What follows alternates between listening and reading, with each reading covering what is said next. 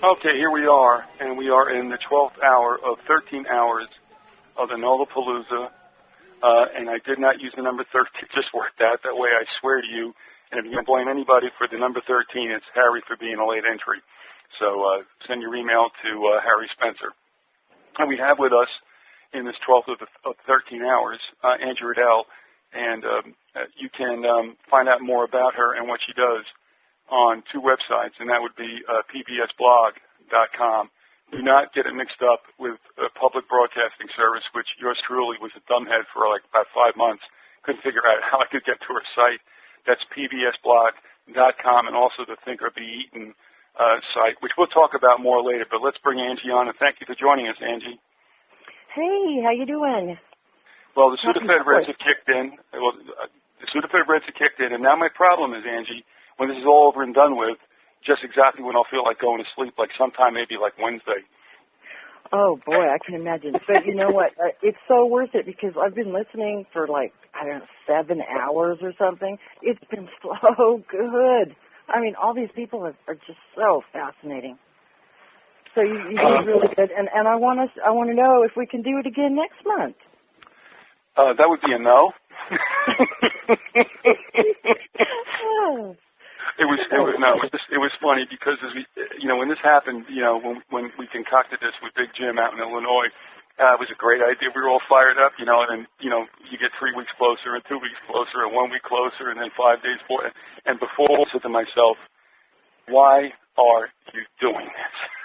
But I'm going to tell you, and I can tell you this honestly, the way that the schedule was configured, and it kind of configured itself, but certainly we wanted to slant it to you folks out on the West Coast, and that includes, Colvin and McGowan and Doc, who you just heard, and yourself, and Adam had to be a pre-record, but it just worked out better that way, and I'm sure you guys didn't mind the fact that, you're coming on at the time you are, which is a little bit more reasonable than obviously if you were somebody in the East Coast, and I was asking you to come on at 2 a.m., it would have been like, okay. Right. No, this is my normal up and around time anyway, so worked out good for me. Yeah, and I kind of took that into consideration, like I said, but you couldn't make everybody happy. Yeah, well, I bet you did a fairly good job of it, though. It just kind of seemed like it to me. I have to say real quick, okay. On Dave McGowan's Laurel Canyon series that he did, that was so awesome. I ate that up. I mean, I ate it up. It's just one of the best writing, period, but just what he had to say, it was just absolutely fascinating. I'm waiting with bated breath for the next installment. Very, really good work.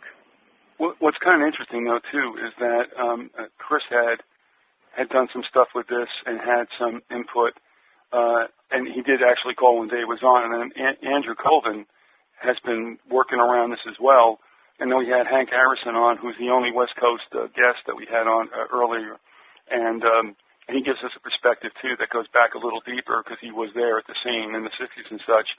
So it's not one of these synchronicities that I necessarily, try to come up with, but but let me just tell you, I heard a groan out in the other room, and I thought my wife had taken a stroke or something like that. But when she heard you ask, "Are you going to do this next month?" That was what the groan. So that's too funny. Anyway, thanks for not only supporting this and also for listening, but for being a guest as well. And one of the things that you wanted to, actually probably the main thing you wanted to talk about, and it wasn't a bad idea because obviously we are a day past our Dependence Day celebration, and you thought it might not be a bad time to kind of like look back over what might not be the way we would celebrate Independence Day necessarily, but it's probably more, it's closer, shall we say, to the truth of the way things go. Now, tell us a little bit. Now, you said you identified a particular section on your website, and this is the pbsblog.com one, with that kind of would back up what we're talking about today. So can you tell us about what people will find there? Because this is the site where you use a lot of video, is it not? Yes. Okay, that was good. Yeah, I asked you and you answered tersely. Now, tell us what it's about. Tell us all the topics that are covered in there. Okay, basically what I did was, this was just specifically for the Knollapalooza people that are listening, so this was just for y'all. If you go to pbsblog.com, on the very front page, right under the Knollapalooza, sign or whatever, right underneath there's a little goodie that will take you to a section that I put together that is kind of, to me, I did this specifically to look back. I mean, I think holidays are always a good time to look back because hindsight, they say, is 20/20. And sometimes when we're going through it, we're just kind of lost in it, the way, the media does it and the whole thing. And maybe I think it's really important, especially for these specific things, to not forget them and to go back and look at them again and again and again, because they really are telling us something obvious and important. I started out with Ruby Ridge when the feds came out and Randy Weaver's family and with that whole horrible thing, that's how this section starts. And there's a 1 hour video about that actually has Randy Weaver in it talking about it, and his daughter, his grown daughter, going back over some experiences. And there's also a made-for-TV movie on the bottom of the page that's, it's, what can I say, it was made for TV, but it's still pretty good. And I think it gives you that visual impact that you don't get just hearing about it. Okay, are you with me so far? Yeah, I am. Okay. Yeah, well, and you, go ahead, continue. Well, I was going to go on to Waco, unless you wanted to say something about Ruby Ridge.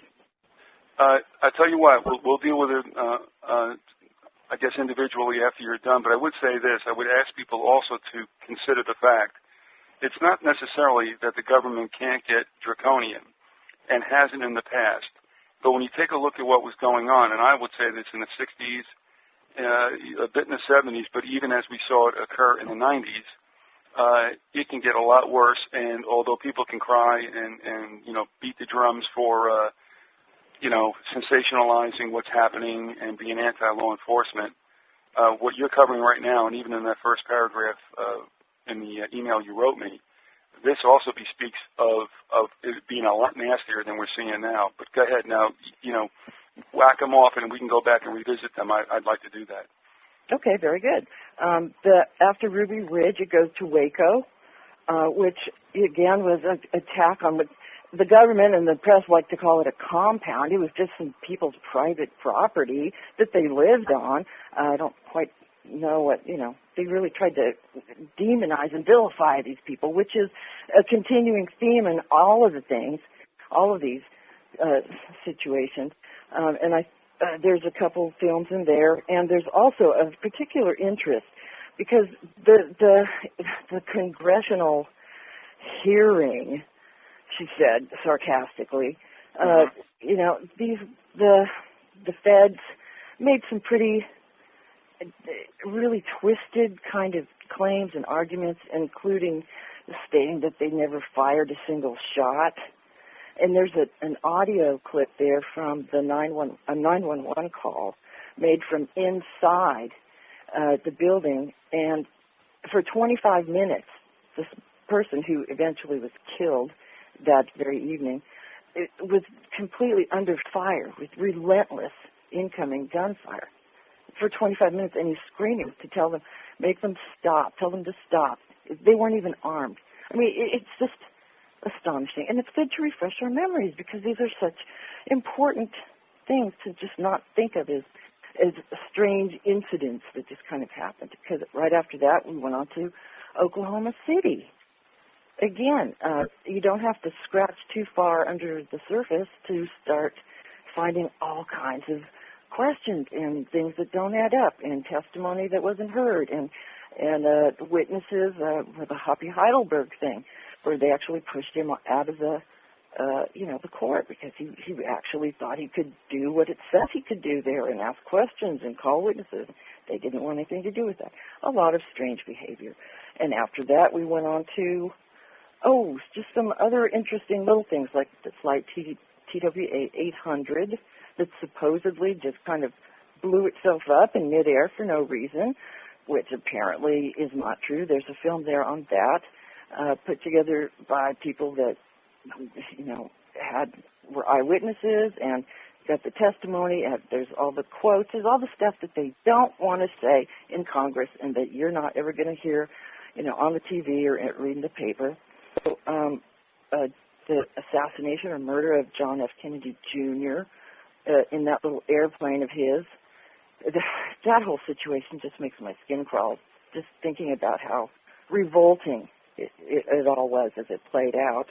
And then, of course, the last one that I put up is the Egypt Air Flight 990, which was the one I was trying to tell you about, I think, a couple times ago when I was talking to you, where it looks like somebody might have even been, I don't even know, mind-controlled, programmed or something, because it is just a funky case. And it's interesting, something to look at. But what do all these things have in common? It's just, if in fact they aren't what we've been told they are, then it's always going to go back to being the same perpetrators, the same guilty party, and that would be the Fed. Just something to notice. Well, this I think is going to happen in time to come. And this goes back to what I had alluded to a couple of times throughout the marathon about somebody who's going to come on and talk about the money laundering for drug trafficking up in Minnesota and how innocently this all began and the rabbit hole it turned into. But one of the things that the individual had written me and asked if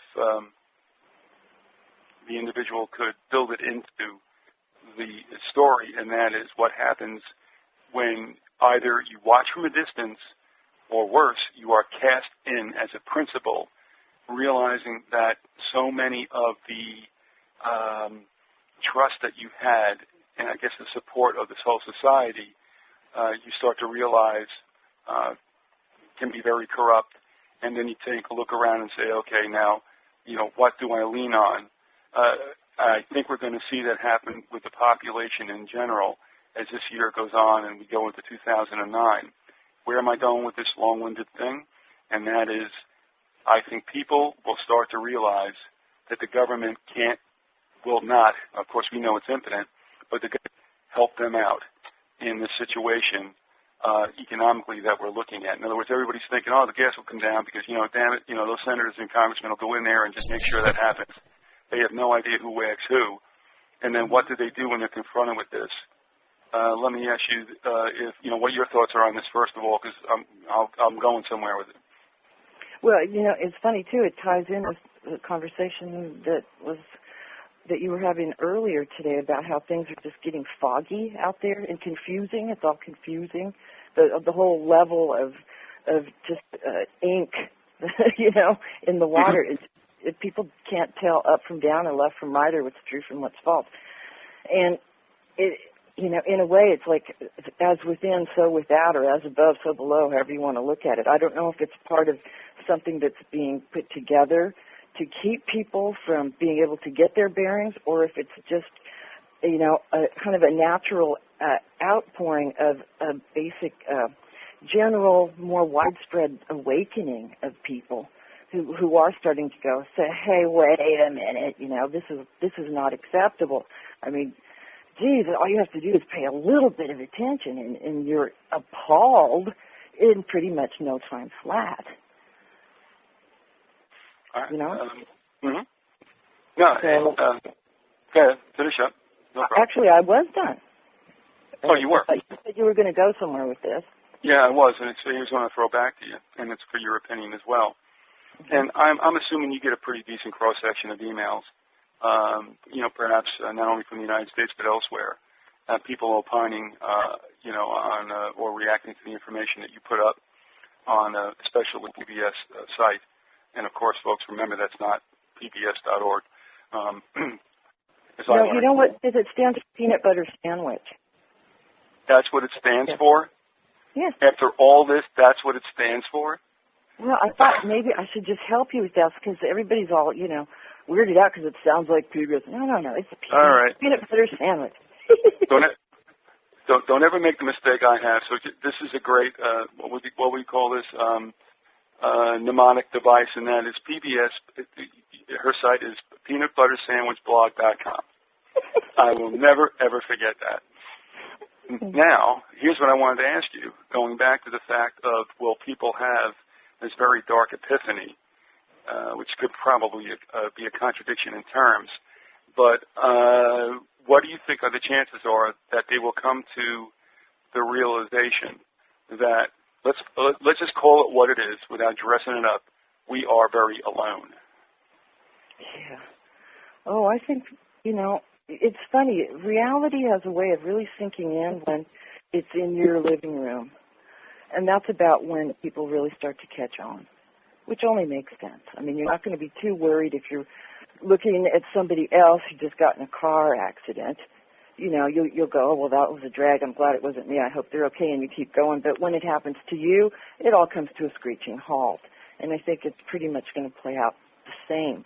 The people that are doing okay right now, and some people are doing very well, thank you.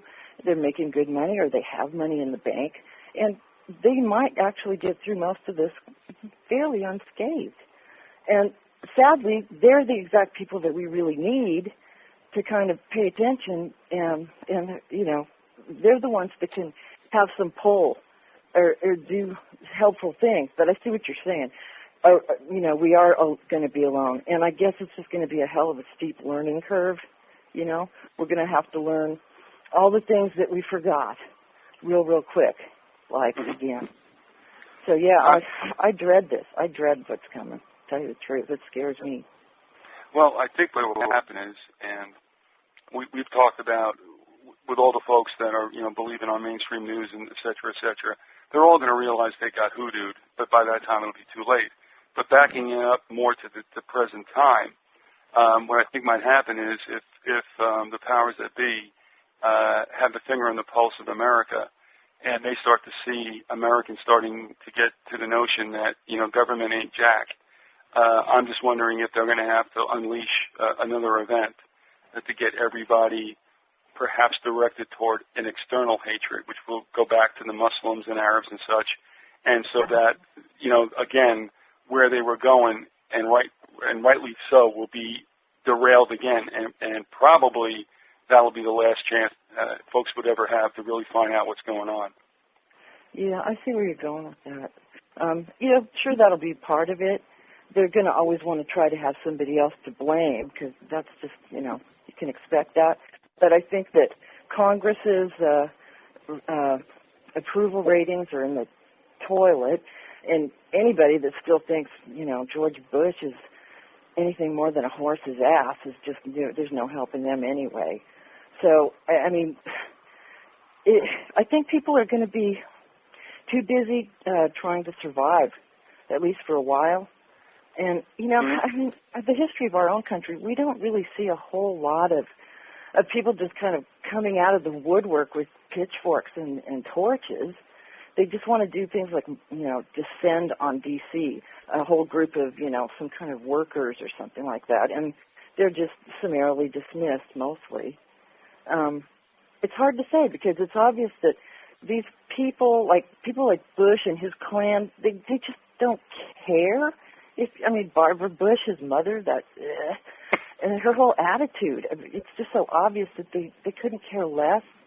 And the rest of them, I don't think can do anything. They're powerless, So what good does it do to point fingers, really, when what you really need to do is get food for your family?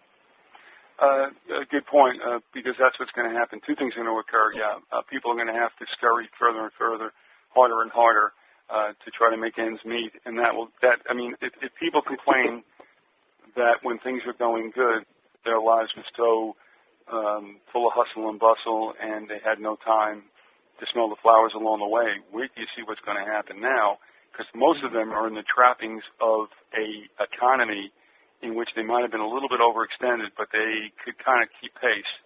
I think that's coming to an end. So now they're going to be freaked out about that. But sooner or later, I think people are going to get really, really angry.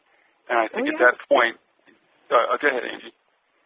No, I was just agreeing with you. I mean, I've had the luxury of having my anger process kind of drawn out over the last 5 years. But there's people, I just talked to a woman a couple days ago who is completely, utterly clueless about anything. And when it comes down and there's like no food in the grocery stores, and she has, 2 grandchildren to feed, there's no electricity, or you can't get anything anywhere because stores are closed because the gas prices are $250 a barrel, and nobody can afford to. It's just all going to be horrifying. Seriously, these people, I think it'll take a long time for them to get around to the anger thing. That'll come later, though, when they finally, if they survive that initial crunch. To put a little bit of a better spin on this, and rightfully so, because I love breathing deep to gathering gloom. But we had a message in the Knollapalooza IM room from Randy, who said Angie has the right perspective on the coming storm, not confusion, but rediscovery. In a sense, I think what will happen is, and this is the other side of the coin, which if our fellow citizens will just stop a second. They've been so conditioned into believing what they're told they're going through. You're stressed. Yes, I am stressed. You're this. Yes, I am this. And just stop a second. Maybe this is the time we can slow life down. And this may not be a bad thing. You hear some glowing accounts of the Depression. I'm sure we didn't want to go through it. But there was something that galvanized people back then, and the extended family became a nuclear family as well. And that's something that we've lost in the decades in between, nearly a century now. So there is a point where a little deprivation could actually make us stronger. And and we've gotten lazy, we all have, and we can do it. Yeah, I agree with you. And it's funny, just as you were saying that, there's some part of me that is just naturally optimistic that, all the things that are going to kind of come apart at the seams are all things that aren't reality. They're all things that were created and shoved down our throats and sold to us and hyped to us. And it's just all going to come undone when they let go of the string at the other end. But what we'll be left with after, okay, now what do we do? Because it'll be a totally new thing.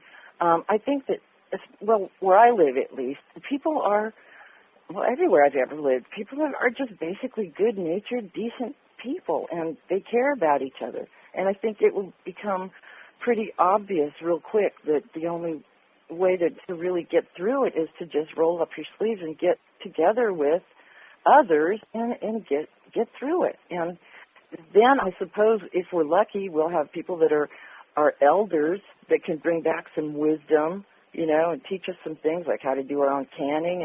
And people are already getting into growing their own food. They see this coming, I think that what we have to really hope for, keep our fingers crossed, is they don't decide to, unleash some horrendous thing that they've got up their sleeve just because they're so crappy. I don't know. Sometimes I think they do things like that just because they really like it.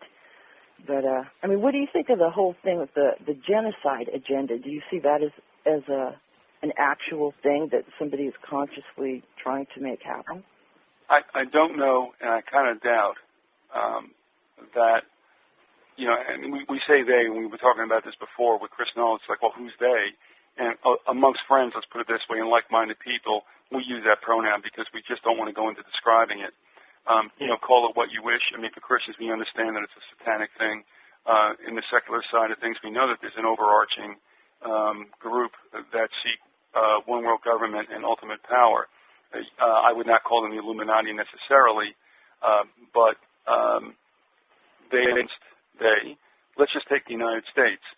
It's been really forgotten that in the early part of the 20th century, and once again, it seems to be the province of the wonderful Rockefellers, and not only them, they were not alone in this. And of course, in England, you had H.G. Wells and Galton, who were for this. Galton wanted to leave it at a more benign selective breeding.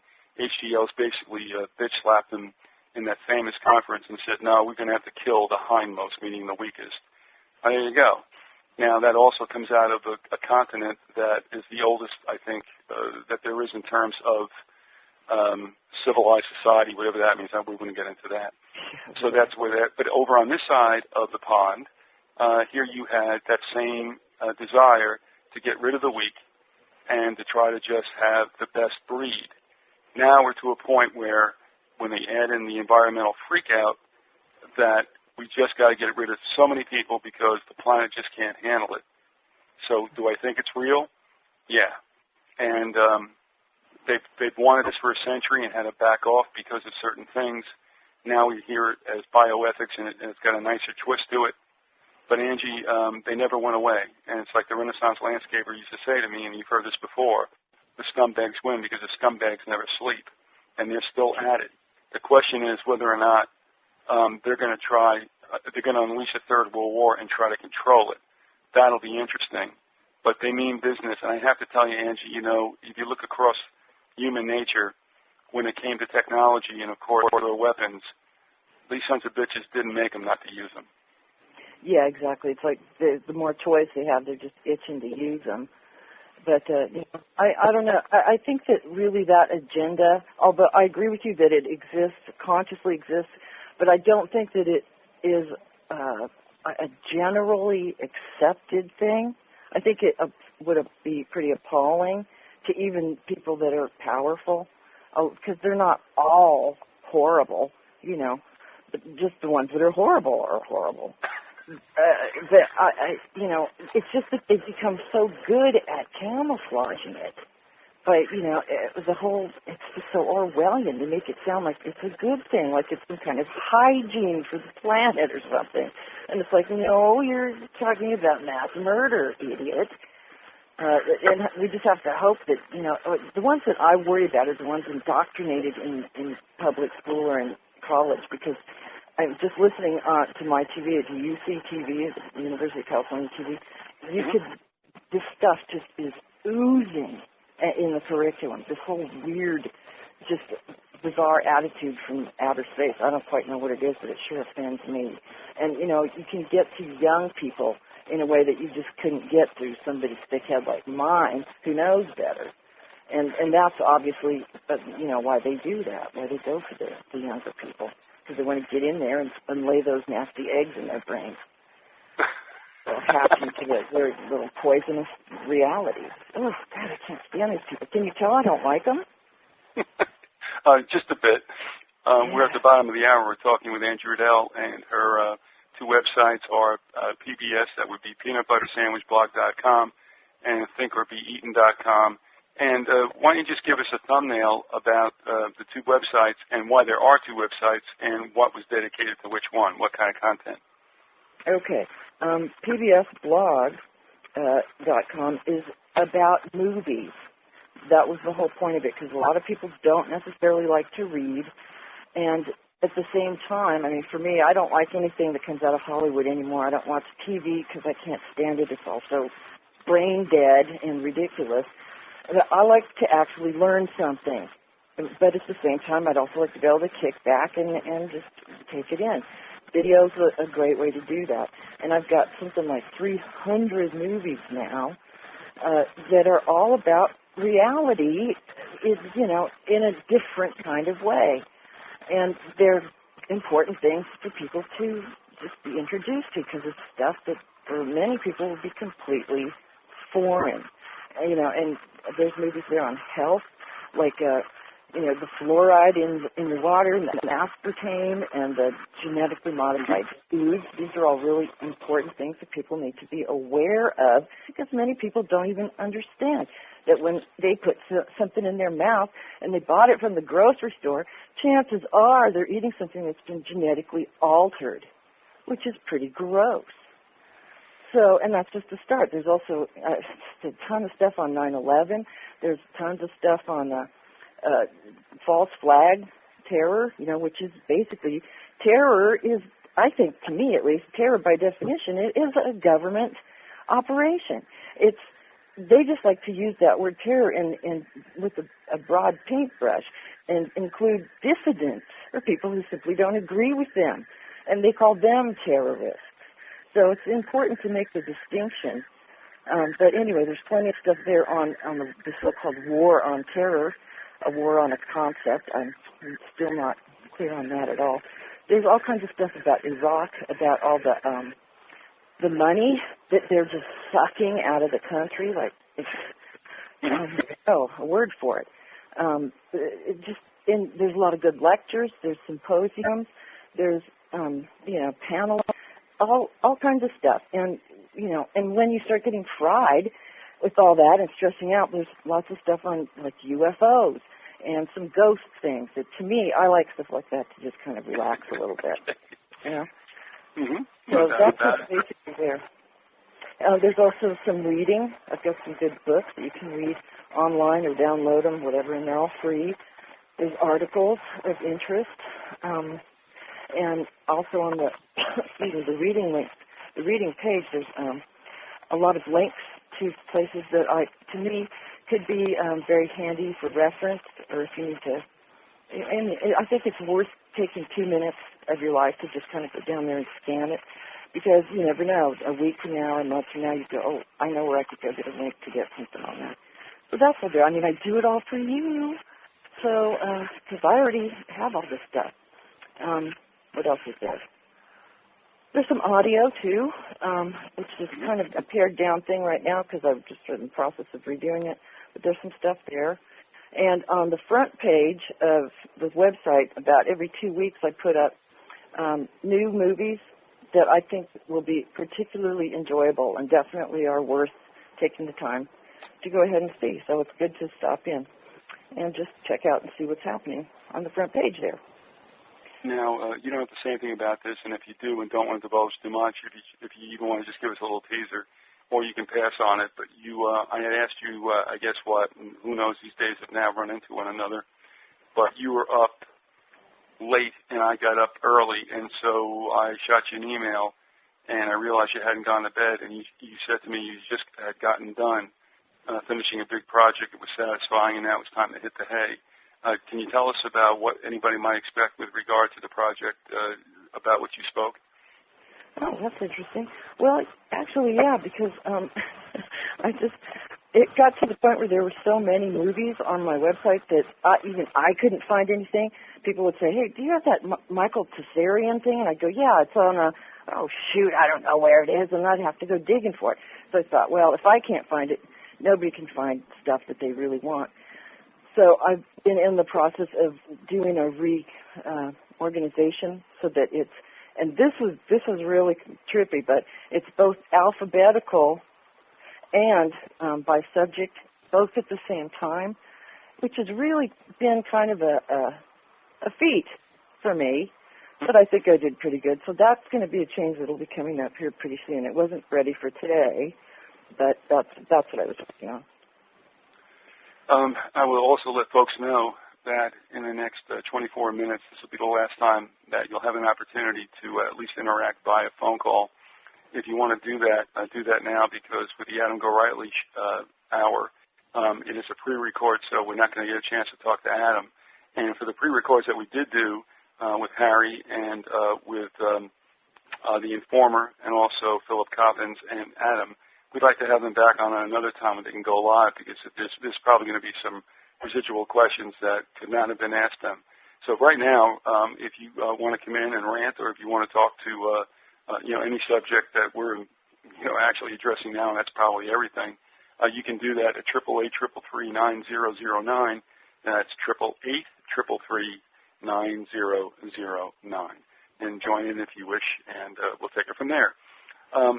One of the things I did want to talk to you about, and that was with the events that you had detailed, at least in that first paragraph. And, when those things happened, to me, there was a progression that led to where I am today. With the Ruby Ridge thing, I kind of didn't understand it, didn't care to, and just said, what is that, like some kind of asshole Freeman thing going on? That's where my head was at. When we got to Waco, that was kind of like mildly humorous to me. I'll admit it, except for the fact that what was interesting was that the Renaissance landscaper, his brother was an attorney in the county seat of Bergen County, New Jersey, and came back and told us that there was scuttlebutt floating around that the BATF was going to pull something off. And at that time, I was like, well, that's interesting. What's that all about? And it was kind of like thought around that what was going on was the BATF at that time was in Washington kind of stumping for more money, and what better way to show that they needed it to have this thing go off, which is one of the reasons why no one can understand why they didn't go ahead and apprehend Koresh when they could have peaceably and waited for this show of force. So there you go there. And then TWA 800 is a very interesting situation because that might have been a goof up, seriously, that, you know, the military had to like just lie about because they couldn't say, oh yeah, we really screwed this one up. That's kind of an anomaly of the ones that you threw in there. But let's just take those three right now. You know, Alamis Pulley, and of course, Oklahoma City, I forgot about that too. When that went down, I was like, oh, those goddamn Arabs, they did it again. And really? Oh yeah, well, and I'll tell you why too. And hey, listen, I mean, we all come from roots at times we don't brag about. But I lived in a neighborhood, and I had next door neighbors. It was a woman and her three sons, and they were Palestinians. And the woman, I mean, she could not hate Americans more, and she made life miserable for us. And we actually sold the house to get away from it. And wow. So when this happened with OKC, I was like, you know, yeah, here we go. You know, let's just beat the shit out of all of them. Well, I mean, that's where I was at the time. And, of course, then I would learn later on that it was a much different situation. And just to give you a postscript as to what happened with the woman and her three kids, even though we moved away, I would still come back to the neighborhood or whatever. And her three sons, and this is the way it is with, like, all immigrant families, even though the parents who come from the other side want to keep the children, and this happened with Italians and Irish and Jews and everything else. It's no different. They want to keep them in this cultural, you know, religious thing. The kids want to be Americans. You know, the kids want to be Americans. They don't care about that. So when I would later go on and see them, everything was fine between us. I mean, the mother to me was still a whack job, but the sons, you know, were all kind of like cool and everything was okay. And life just went on. It was kind of nice. At least that was a decent tie-up to this. But, yeah, that's where I was at. There's no two ways about it. So there you go. I mean, I was still not waking up. It only happened to me in 2000. And then when I look back, and that's what I've been doing, is backtracking through all this, right, you know, through a century to find out exactly what's shaking. So, you know, I mean, that's my take on it. And go ahead if you want to comment about that.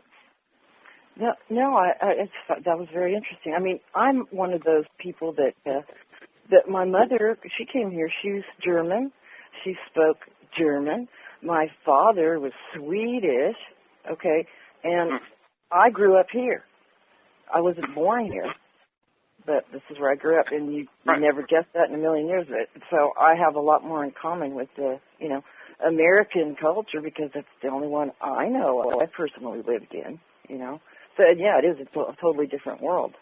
I guess I was luckier than those boys' mom because my mom, you know, she would try to keep me speaking German to her because that was actually my first language.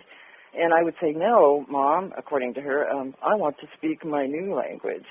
So, you know, that was a bad excuse. She should have kept it up because I might be able to earn a living just because I could be a translator at this point. But that's how these things work out. But no, I didn't think, to me, it's still very bizarre to think that there are people that are from other countries that come all the way over here, and all they want to do is mess with us somehow. I just have so much trouble with that because people are generally, you know, what are you concerned with? What are most of us concerned with is our own thing, our own circle. And I mean, I understand revenge against somebody that hurt you or hurt your family, but you know, there's such a disconnect in logic there between, well, you killed my sister, so I'm going to go blow up your federal building. It doesn't make sense. You know what I'm saying? Mm-hmm. It just doesn't. So I just find it very difficult to really believe that these things are, you know, because that's the first thing they always tell us from the officials. perspective too. It's always someone that they immediately want to vilify, and oh, by the way, they're always foreign. Well, now you know where I finally came to the point where I am now. I started to take a look back in history. I can't ever undo, my attitude toward my neighbors back then. But then I realize now that I was feeding in to the hatred, and I had to take a look. I mean, the woman might clearly still be a pain in the ass. Don't get me wrong, but that's a situation that's gone. The point was not to continue to compound it. And then I take a look at the whole situation and what these people have been exposed to, and it's been the West has been down there all the time screwing with them. And now what we've got probably is a generation of nihilists, and it's not because they want to be like that. It's because they've been driven crazy, and we're going to have a problem. But again, I think in the United States especially, they're being held out as basically bad men. Yeah, exactly. And, the thing is with that woman, and when you were a kid, that was just one person. I mean, chances are that her brother and extended family were all very nice, and they weren't quite so crabby. I'm not sure what her problem was, but, we have a tendency, which is really ignorant, to judge an entire culture just because of one person. I mean, hello? That doesn't even make sense. And I have to say, somewhat ashamedly, that, at the time I was having it out with them, I was like 42. So, I was just that's the norm in America. That's how they want everyone to think. They want us to all, to just look at the idea of anyone that's a Muslim with tremendous suspicion, which is so ignorant that it's just painful, But that's what they encourage us to do because they always want us to feel like we're under threat by bad people that are always someone else that you can't relate to just because you're ignorant and you don't know anything about their culture. I mean, it's just so simple. It's such a simple tool, Well, understand. But like yourself, you grew out of that. You got past that. And probably just because, you started to get yourself informed about stuff, huh? Yeah. That's it was. And, right. And I have to admit it. I'm not proud of it. And that is exactly what happened. And now I realize so that when I speak the way I do, it's not because I'm a Jew hater or an Arab lover. It's got nothing to do with that. It's just got to take a look at really what went on and why people are the way they are. And sometimes the finger points back to your own culture. And, of course, that would be the West to include, Great Britain and the United States. Or you can go back even further. You go back to the Crusades, which was like, when did anybody think that was a good idea? Yeah, that's what Jesus wanted. Go down there and just, just kill their asses until they accept Christ as Savior. That's so loving. Yeah, they say they did it because it was more important to save their souls than their lives, which is like, this is why it's so important to have a vote over your own life, because we can put things in the hands of people who think that they're qualified to make these huge decisions for everyone across the board. Then you just already know, A, they're crazy, and B, it's just not going to be a good thing. That's why I'm against all the centralized power of everything. Centralization is the death of any kind of freedom or individuality or unique anything or evolution or growth or just like, no, we don't want that. But that's well indoctrinated into this. So don't feel bad about it. If I were you, actually, I'd feel good about it. I'd be proud of it because you could say, I used to be like that and I ain't no more. So that's something to feel proud about. I got played, and there's no two ways about it. And that's why I say to people now, and again, we can take even a look at the illegal immigration situation. Now, I'm not real fond of being in the midst of illegal immigrants who, Lord knows that they have a record or whatever's going on. But it's not to get, not to direct your finger toward them because they're just doing what seems to be the best move for them. What I'm looking at, again, is our government, which has let this happen. And here's the thing that really drives me nuts. This is like the emperor's new clothes. The senators and the congressmen are scratching their head, can't figure out how we can stop this problem. And it's like it was never a problem for, 200 years. Now all of a sudden we just can't figure it out. And it's all about them lying and allowing the situation to happen. So, again, here, people want to get mad at Mexicans, and it's like, no, I can't really. I want to be shot by one. I don't want to be shot by anybody. But the thing is, it's not about them. It's about the fact that this is allowed to happen, and be certain that it was allowed to happen by our own government. That's right. I mean, they totally just let up the borders, and of course after NAFTA and CAFTA and all that stuff, and it's true. We have to look at the bigger picture of how this all came to be. And to me, it's always come down to why isn't Mexico making sure that their population has sufficient things to get all their needs met? Of course, that's something that's just rampant in South America. And it will be here too, because that was the whole thing about the Canada, the United States, and Mexico all becoming kind of unified in the trade thing meant that Canada and the United States had to take all our standards and our FDA, USDA, all that stuff, and just, pardon my French, but shit can it, so that we could get down to the level of all these other countries where the elites are just running amok, having the time of their lives, and everybody else is in dire poverty. That's what they had planned for the United States. And it's either you have enough money to get through it, or you go down and you can live in a refrigerator box if you're lucky enough to find one. That's kind of the future I see. Yeah, so that's all part of it. Well, it's got to be pretty clear by now. We're in the 21st century, and we see how, and we always talk about Mexico being a very thriving republic, and just like doing very well for itself, and then somewhere in the 20th century it all started to go wrong. And again, remember that we were threatening to go to war with them in 1916 because the guy we installed as their president is not not the person they wanted. And that's that's what's interesting about the Warren Zevon song Veracruz. It tells a little bit of that story. But then you take a look also at sub-Saharan Africa, much of South America, Southeast Asia, and, they're people just like everyone else with great potential, and something didn't happen.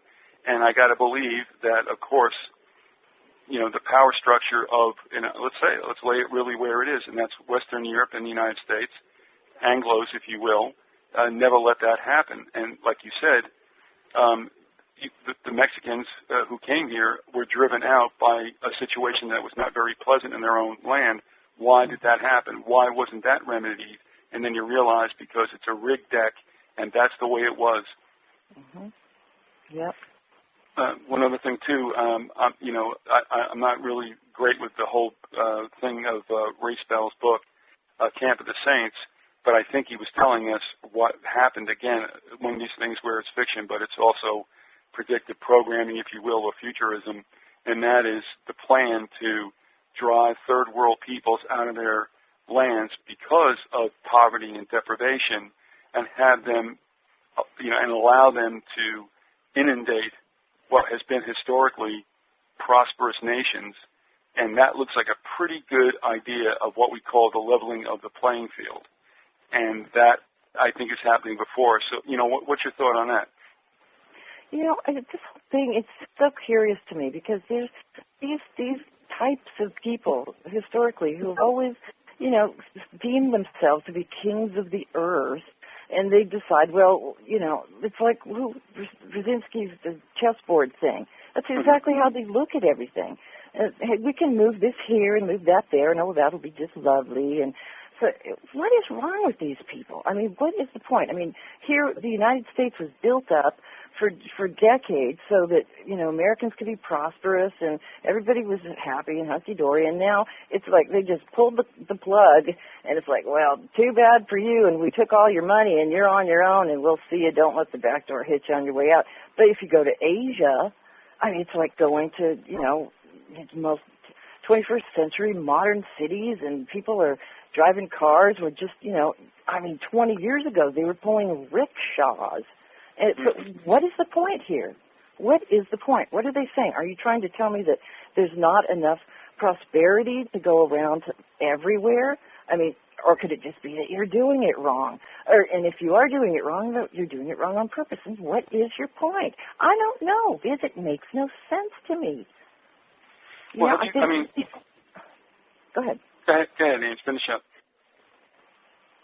No, I just don't understand it. I mean, to me, it either boils down to some kind of twit thing, kind of, some religiosity, the underground dark stuff where they think they're lords of the universe or some crap. I don't know. It's just, when we cross that line, they go through the looking glass into their own private Idaho. I don't really want to follow them in there. But if I can't figure it out from here, then I just have to say it doesn't make sense. They know something I don't. So who knows what it's about. All I know for sure is that there's no call for it, there's no excuse for it, and that they're a bunch of twits and they need to back off. They need a spanking, to say the least. Watch out, most of them will like it. Well, I tell you what, there's no denying the fact that things have accelerated. Again, it's still a good day. Every day you can get up and go outside or do what you got to do. And I think that's what a number of guests were saying as well, especially Andy Sr., that, yeah, we're going to deal with this kind of grim stuff because we understand it, we know it. More people are going to come to that awakening as well. Don't know necessarily how we're going to, harness this. It doesn't look good.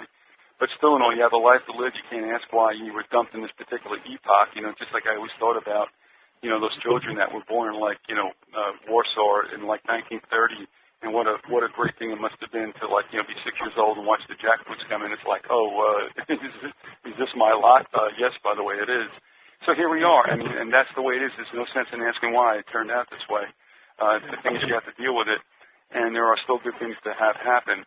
But I think all of us are getting a greater clarity, even though, like what Chris Knowles is saying today, that they try to murky the waters and make it more confusing. And I would agree that's the way it is. But as you've watched through the couple of years that we've been associated, and then, with Dwight and Andy and Steve Lemelin, and Herb, and, it does matter. And it does start to affect people, and it gets them to understand.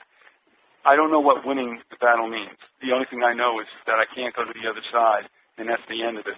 So, whatever it is, I can't do that. So I don't care, but I'm not doing that. And what are your thoughts on that? Yeah, I totally agree. I just will never, ever go. They can kiss my big fat butt. It's not going to happen. I don't care. It's not worth it to be living on my knees to anybody. It just will not happen. It won't. It would literally be better to just go ahead and shoot me now, because I will not participate in that. And the whole time I'll be sassing you too, because it's just wrong, and that's how I feel. How long? What do you see as the future of your two sites? I could ask the same thing of myself. I duffed out once and I didn't stay out. I know the next time if I drop out, I've got to throw the internet and the computers and everything into the street. I cannot go back again. But for yourself, Angie, I never really asked you to. When did you birth these two sites, and where do you see yourself going in the time to come? Oh, wow. Yeah, that's just an easy question. Well, the sites came up in 2006, I think, in July, so this is the second year, my 2-year anniversary with PBS Blog, and I think the other one where I actually sound off is just slightly younger than that. But where am I going? To me, I think that I'm approaching a time where I'm going to be unplugging from all this and just starting to get busy with, my 3D reality that's right here in front of me at all times that I have to live in, because there's a lot of other people that need to do the same thing, and, we are all going to have to start doing that. The really smart people would have started doing that a long time ago, and they're ready for whatever's coming.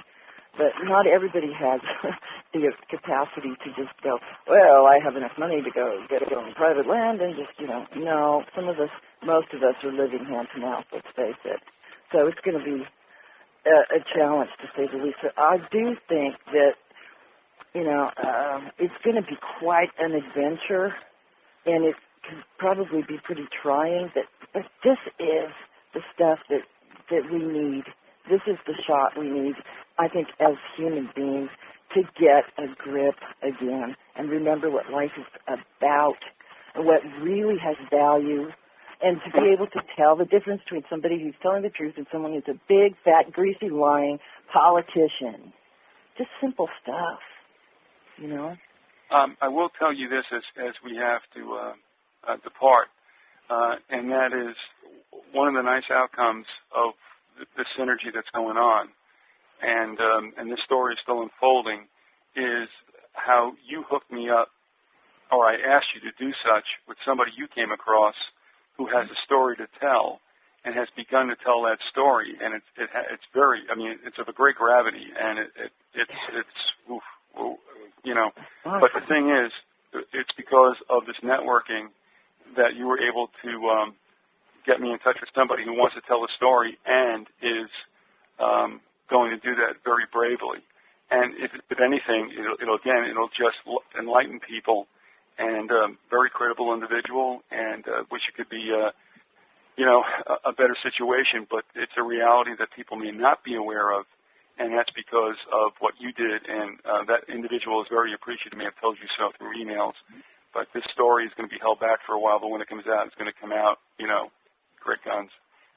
Well, that's what it's all about, and I'll just real quickly say that, people think that the official word on things comes from the TV set or from some people in Washington, D.C., and that's incorrect. The only official word on anything is your own word on it. It's what we think. We are what it's all about. And people like her, I'm afraid, there's many, many, many of them, and the more we welcome them to come on in and talk, the less shocking it's going to be. People are going to start getting used to it, and this is all part of, the scales falling from our eyes, and we have to grow up here. It's time for a growth spurt, and growing is painful sometimes. But yeah, she's an amazing person for sure. Angie, we got to go, but here's the good thing too. Like we said, we are very alone. I refer really to the people who think everything is straight up, and will take a look around, and when they realize they've been stripped of any kind of advocacy from their government, won't know what to do. Those of us who do get it, do have a community, and that is not going to shrink in numbers no matter what.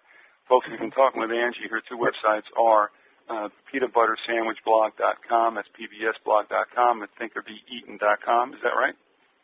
Thinkerbeeaten.blogspot.com. Yeah, okay. See, I almost got it right, but what would you expect from me? Check them out, too, and if you want to just go the fast way, go to my site. Both of those sites are linked up on beyondthegrassknoll.com. All right, Angie, thanks very much for being with us. I appreciate you being with us at this late hour. And thank you. I had a wonderful time. Great show today. Great show. Thank you so much for letting me come. All right. Good night, Angie. Night. All right, folks, we're going to move on now to our last show, hour of 13 hours, and that will be with Adam Gorightly, and I'll be around. I'm going to try to get into the Knollapalooza chat room, which I seem not to be able to hook up with, but I just want to thank everybody who's left around and say thanks. Big Jim also in Illinois, unbelievable. Thank you for all that you've done, and we've got also a lot of thanks that came through this Knollapalooza room, and I think you might have seen it. Okay, we go on to Adam Gorightly, and folks, thank you very much for being with us and for supporting this effort.